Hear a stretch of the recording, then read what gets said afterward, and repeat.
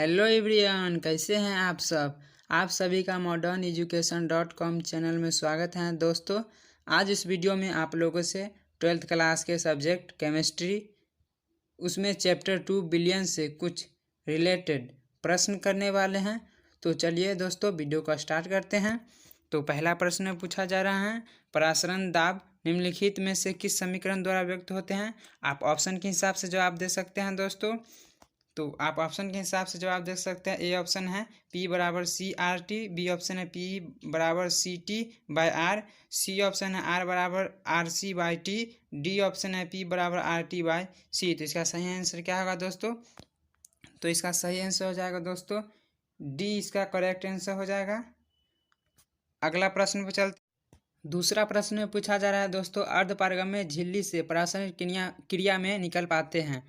अर्धपारगम्य झिल्ली से परासरण क्रिया में निकल पाते हैं। ए ऑप्शन है विलेय के अणु, बी ऑप्शन है विलायक के अणु, सी ऑप्शन है जटिल आयन और डी ऑप्शन है सरल आयन। तो इसका सही आंसर हो जाएगा बी जो होगा इसका सही आंसर विलायक के अणु। विलायक के अणु इसका करेक्ट आंसर।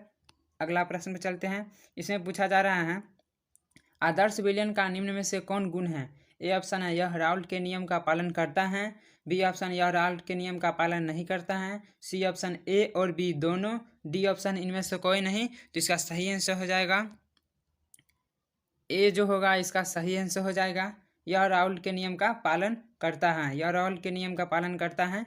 अगला प्रश्न पे चलते हैं। पहाड़ों पर जल का क्वथनांक कम हो जाता है क्योंकि। पहाड़ों पर जल का क्वथनांक कम हो जाता है क्योंकि वहाँ वायुमंडलीय दबाव कम है, वहाँ ताप कम है, वहाँ दाब ज़्यादा है, वहाँ हवा ज़्यादा है। तो इसका सही आंसर हो जाएगा ए, वहाँ वायुमंडलीय दाब कम है, वहाँ वायुमंडलीय दाब कम है। अगला प्रश्न पर चलते हैं। निम्न में से विलयन के लिए कौन अनुसंख्यक गुण है। निम्न में से विलयन के लिए कौन अनुसंख्यक गुण है। ए ऑप्शन है परासरण, बी ऑप्शन है पृष्ठ तनाव, सी ऑप्शन है चालकता, डी ऑप्शन है अर्ध आयु। तो इसका सही आंसर हो जाएगा ए इसका सही आंसर परासरण। परासरण इसका सही आंसर होगा। अगला प्रश्न पर चलते हैं। इसमें पूछा जा रहा है, शुद्ध जल का पीएच मान। शुद्ध जल का पीएच मान कितना होता है। 1 होता है, 4 होता है, 3 होता है, 7 होता है। तो इसका सही आंसर हो जाएगा डी, शुद्ध जल का जो पीएच मान होता है वो 7 होता है। अगला प्रश्न पर चलते हैं। इसमें पूछा जा रहा है, निम्न में से कौन से जलीय घोल की हिमांक बिंदु न्यूनतम है। इनमें से कौन से जलीय घोल की हिमांक बिंदु न्यूनतम है। तो आप ऑप्शन के हिसाब से जवाब दे सकते हैं। ऑप्शन देख लीजिए। एक नीचे ऑप्शन है डी नंबर, तो इसका सही आंसर हो जाएगा डी, इसका राइट आंसर हो जाएगा। 7 नंबर क्वेश्चन का आंसर हो जाएगा डी इसका करेक्ट आंसर हो जाएगा। डी इसका राइट आंसर 0.005 mmgSO4। ठीक है, तो नेक्स्ट क्वेश्चन पे चलते हैं दोस्तों। 8 नंबर क्वेश्चन में पूछा जा रहा है, मानव रक्त का पीएच मान कितना होता है।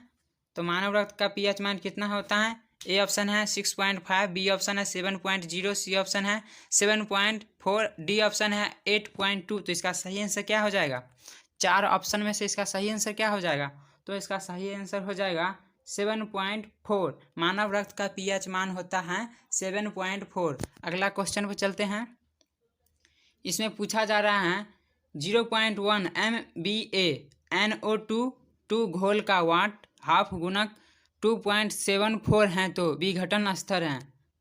आप क्वेश्चन बनाए होंगे तो आपको बना सकते हैं, इसका कितना परसेंटेज होगा। ए ऑप्शन है 91.3%, बी ऑप्शन है 87%, सी ऑप्शन है 100%, डी ऑप्शन है 74%। तो इसका सही आंसर हो जाएगा बी, इसका सही आंसर 87%। अगला प्रश्न पर चलते हैं। एक जलीय घोल का हिमांक -0.186 डिग्री सेल्सियस है अगर के एफ बराबर 1.86 हैं और के बी बराबर 0.512 हैं तो इस जलीय घोल का क्वथनांक उन्नयन क्या होगा। क्वेश्चन रिपीट कर देते हैं हम फिर से।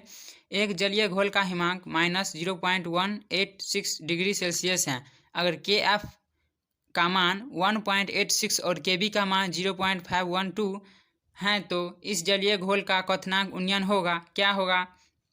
तो आप क्वेश्चन बनाए होंगे तो आप बना सकते हैं। तो इसका सही आंसर क्या हो जाएगा? आप ऑप्शन देख लीजिए और इसका राइट आंसर क्या होगा तो बता देते हैं। सबका आंसर नीचे टाइपिंग किया हुआ है, तो इसका सही आंसर हो जाएगा डी होगा इसका राइट आंसर। इसका राइट आंसर क्या होगा दोस्तों? इसका राइट आंसर हो जाएगा डी। बनाएंगे क्वेश्चन, आप बना सकते हैं यहाँ से। अगर अभी आप नहीं बनाए हैं इस क्वेश्चन को तो आप कॉपी पर नोट कर लीजिए वीडियो को रोककर, और इसे बनाकर आप जान सकते हैं इसका राइट आंसर क्या होगा। आप बना भी सकते हैं, क्वेश्चन बनाने वाला है, तो इसका सही आंसर हो जाएगा डी 0.0512। अगला प्रश्न पर चलते हैं दोस्तों। इसमें पूछा जा रहा है अगर n घुल्ले पदार्थ के मोल की संख्या तथा n घोलक के मोल की संख्या है तो घुल्ले के मोल प्रभाज्य हैं, तो क्या होगा इसका राइट आंसर? ए ऑप्शन है n plus small n plus capital N, B option है small n by capital N plus small n, C option है n by capital N plus small m, और डी ऑप्शन है small m by capital N। D option है मतलब छोटा n और बड़ा n bye में है, तो इसका सही आंसर क्या हो जाएगा? क्वेश्चन देख लीजिए, इसका सही आंसर क्या होगा? इसका सही आंसर क्या होगा? तो इसका सही आंसर हो जाएगा बी इसका सही आंसर होगा। अगला प्रश्न पर चलते हैं। कौन सी सांद्र निकाय ताप से स्वतंत्र होती है? साफ इजी क्वेश्चन है, पढ़े होंगे, याद होगा। कौन सी सांद्र निकाय ताप से स्वतंत्र होती है पूछा जा रहा है। ऑप्शन ए मोललता है, बी है मोलरता, सी है नॉर्मलता, और डी ऑप्शन है भार आयतन अनुपात। इसका सही आंसर हो जाएगा दोस्तों। इजी क्वेश्चन है, पढ़े होंगे तो याद होगा। तो इसका सही आंसर हो जाएगा ए मोललता। अगला प्रश्न, H3PO4 के 1 बिलियन की नॉर्मलता क्या होगी? 1 बिलियन की नॉर्मलता क्या होगी? 0.5 n, 1.0 n, 2.0 n, 3.0 n। सही आंसर हो जाएगा डी इसका सही आंसर हो जाएगा 3.0 n। चलिए अगला प्रश्न पर चलते हैं। दो द्रव्यों का एक मिश्रण जो अस्थिर संगठन पर उबलता है कहलाता है, क्या कहलाता है? दो द्रव्यों का एक मिश्रण जो अस्थिर संगठन पर उबलता है क्या कहलाता है? हिमांक मिश्रण कहलाता है, एजोट्रोप कहलाता है, ठोस विलयन कहलाता है, इनमें से सभी। देख लीजिए क्वेश्चन, इसका सही आंसर हो जाएगा बी इसका सही आंसर हो जाएगा एजोट्रोप इसका राइट आंसर। अगला प्रश्न, समुद्र जल का परिसारक दाब लगभग होता है, कितना होता है? ऑप्शन देख लीजिए, 30 atm, 10 atm, 20 atm, 1 atm। इसका सही आंसर क्या हो जाएगा? ए इसका राइट आंसर 30 atm इसका राइट आंसर होगा। अगला प्रश्न पे चलते हैं। CaNO3 का 1/2 गुणांक है तो क्या होगा इसका? ऑप्शन देख लीजिए, 1, 2, 3, 4। तो इसका राइट आंसर हो जाएगा सी इसका राइट आंसर 3। तो अगला प्रश्न में चलते हैं दोस्तों। इसमें पूछा जा रहा है ग्लूकोज के जलीय विलयन की शक्ति 10% है, इसके 1 ग्राम मोल कितने आयतन में खोले हुए हैं? फिर से क्वेश्चन रिपीट करते हैं। ग्लूकोज के जलीय विलयन की शक्ति 10% है, इसके 1 ग्राम मोल कितने आयतन में घोले हुए हैं? ये सब क्वेश्चन बनाने वाला है, अगर आप सही से बनाए होंगे तो आप यहीं भी बना के जवाब दे सकते हैं। अगर सही से क्वेश्चन को डील नहीं किए होंगे तो आप इस क्वेश्चन को कॉपी पर नोट करके बना लीजिए वीडियो को रोक करके। ऑप्शन है 18 litre, 9 litre, 0.9 litre. D option है इसका। डी ऑप्शन इसका क्या है? क्वेश्चन भाग गया यह। डी ऑप्शन है इसका 1.8 लीटर, यही इसका राइट आंसर हो जाएगा। डी इसका राइट आंसर हो जाएगा। 1.8 लीटर। अगला प्रश्न पर चलते हैं। निम्नलिखित में से कौन अनुसंख्याय गुणधर्म नहीं है? ए ऑप्शन हिमांक अवनमन, बी ऑप्शन क्वथनांक उन्नयन, सी ऑप्शन प्रकाशिक सक्रियता, डी ऑप्शन वाष्प दाब का सापेक्ष अवनमन। इसका सही आंसर क्या होगा फ्रेंड्स? तो बता दें कि इसका राइट आंसर हो जाएगा प्रकाशिक सक्रियता, सी इसका करेक्ट आंसर। नेक्स्ट क्वेश्चन पे चलते हैं। किसी घोल का अपराशन दाब का संबंध दिया गया है। ऑप्शन के हिसाब से आप जवाब दे सकते हैं। देख लीजिए ऑप्शन क्या है, ए क्या है, बी क्या है, सी है, डी है। तो इसका सही आंसर क्या हो जाएगा? तो इसका सही आंसर हो जाएगा, बता देते हैं इसका राइट आंसर, डी इसका राइट आंसर हो जाएगा। π/c बराबर ST पढ़े होंगे, प्रूफ भी किया जाता है कैसे निकाला जाता है। ठीक है, तो अगला प्रश्न पे चलते हैं। परमाणु द्रव्यमान बराबर होता है। परमाणु द्रव्यमान बराबर होता है परमाणु के इलेक्ट्रॉनों की संख्या के, बी ऑप्शन है परमाणु के इलेक्ट्रॉनों और प्रोटॉनों की संख्या के योगफल के, और सी ऑप्शन है परमाणु के न्यूट्रॉनों की संख्या और प्रोटॉनों के योगफल के। इनमें से कोई नहीं। देख लीजिए क्वेश्चन और जवाब दीजिए। 4 ऑप्शन है, आप देख लीजिए। इसका आंसर थोड़ा लॉन्ग है, तो इसका राइट आंसर बता देते हैं हम, सही आंसर बता देते हैं, बी इसका सही आंसर हो जाएगा। परमाणु के इलेक्ट्रॉनों और प्रोटॉनों की संख्या के योगफल के। क्या है इसका आंसर? क्या है इसका आंसर? परमाणु के इलेक्ट्रॉनों और प्रोटॉनों की संख्या के योगफल के, मतलब परमाणु द्रव्यमान इसमें पूछा जा रहा बराबर क्या होता है, तो यही होगा। अगला प्रश्न पे चलते हैं।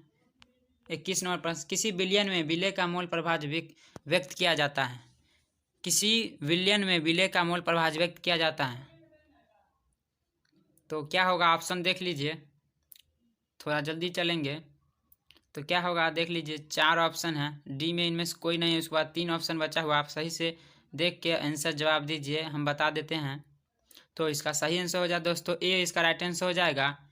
एक्सोल्यूट बराबर small n by small n plus capital N, इसका ए राइट आंसर होगा। अगला प्रश्न में चलते हैं। अपेक्षिक वाष्प दाब का अवनमन होता है। अपेक्षिक वाष्प दाब का अवनमन होता है, तो इसका सही आंसर क्या हो जाएगा? ए ऑप्शन है P/P0, बी ऑप्शन है इसका P0 माइनस P/P0, सी ऑप्शन है P0 minus PS, D option है P0/PS। इसका सही आंसर हो जाएगा बी इसका correct answer, P0 minus PS/P0। सही आंसर इसका बी होगा। अगला प्रश्न। निम्नलिखित में से कौन राउल्ट का नियम है? देख लीजिए, इसमें राउल्ट का नियम का पूछा जा रहा है। ए ऑप्शन है P बराबर P0x, बी ऑप्शन है P0 बराबर PX, सी ऑप्शन P बराबर KHX, डी ऑप्शन इनमें से कोई नहीं। सही आंसर हो जाएगा सी। सही आंसर हो जाएगा सी, P बराबर KHX। अगला प्रश्न। निम्न में से ताप द्वारा प्रभावित नहीं होती हैं। क्या नहीं होती है? ऑप्शन के हिसाब से जवाब दे सकते हैं। नॉर्मलता, फॉर्मलता, मोललता। सही आंसर हो जाएगा इसका, सही आंसर हो जाएगा डी मोललता। ताप द्वारा प्रभावित नहीं होती है मोललता। अगला प्रश्न। निम्नलिखित में जलीय घोल में किसका क्वथनांक अधिकतम होगा? ऑप्शन देख लीजिए, पूछा जा रहा है। ए ऑप्शन है 1.0 m NaOH, बी ऑप्शन है 0.1 m Na2SO4, सी ऑप्शन है 1.0 m NH4NO3, डी ऑप्शन है 1.0 m KNO3। इसका सही आंसर क्या होगा? तो बता दें कि इसका सही आंसर हो जाएगा बी। बी होगा इसका सही आंसर, बी इसका सही आंसर हो जाएगा। 0.1 m Na2SO4। सभी का मतलब क्या होता है आप जानते होंगे, m के मतलब क्या होता है आप लोग जानते ही होंगे, इसीलिए हम सीधा बोल देते हैं। तो चलिए अगला प्रश्न। एक घोल जिसका अपरासरण दाब 300 के बराबर होता है, ताप होता है 300 K पर 0.0821 वायुमंडल है। इस घोल का सांद्रण क्या होगा? क्वेश्चन रिपीट करते हैं। एक घोल जिसका अपरासरण दाब 300 K पर 0.0821 वायुमंडल है, इस घोल का सांद्रण क्या होगा? तो ए ऑप्शन है 0.66 m, बी ऑप्शन है 0.032 एम, सी ऑप्शन है 0.066 एम और डी ऑप्शन है 0.033 एम। इसका सही आंसर क्या हो जाएगा? तो बता दें, इसका सही आंसर हो जाएगा डी। इसका सही आंसर हो जाएगा दोस्तों डी, इसका करेक्ट आंसर 0.033 एम। अगला प्रश्न, HCl और H2O के स्थिर क्वाथी मिश्रण में होगा। तो ए ऑप्शन है इसका 48% HCl, बी ऑप्शन है इसका 22.2% HCl और सी ऑप्शन है 36% HCl, डी ऑप्शन है 20.2% HCl। इसका सही आंसर क्या हो जाएगा इस क्वेश्चन का? देख लीजिए क्वेश्चन क्या पूछा जा रहा है, हम तो बोल दिए हैं। तो क्वाथी मिश्रण में होगा पूछा जा रहा है, HCl और H2O अस्थिर क्वाथी मिश्रण में होगा। इसका सही आंसर हो जाएगा डी। सबका आंसर नीचे टाइपिंग किया हुआ है, ए इसका राइट आंसर। अगला प्रश्न, परासरणी दाब बढ़ता है जब, कब बढ़ता है? जब तापक्रम बढ़ता है, बी ऑप्शन तापक्रम घटता है, सी ऑप्शन आयतन बढ़ता है, डी ऑप्शन इनमें से कोई नहीं। तो इसका सही आंसर क्या होगा? सही आंसर हो जाएगा ए, तापक्रम बढ़ता है। ए इसका सही आंसर हो जाएगा, तापक्रम बढ़ता है। परासरणी दाब बढ़ता है जब तापक्रम बढ़ता है, तापक्रम के बढ़ने से ही परासरणी दाब बढ़ता है। ठीक है, अगला प्रश्न चलते हैं। ओहो, इतना ही क्वेश्चन है, तो यहीं पर हम वीडियो को यहीं पर हम एंड करते हैं। अगर वीडियो आप लोगों को पसंद आए तो चैनल को सब्सक्राइब कर देना और बेल आइकन को प्रेस कर देना और वीडियो को लाइक कर देना। ठीक है दोस्तों, take care and thank for watching. Good luck, best of luck. Okay, thanks.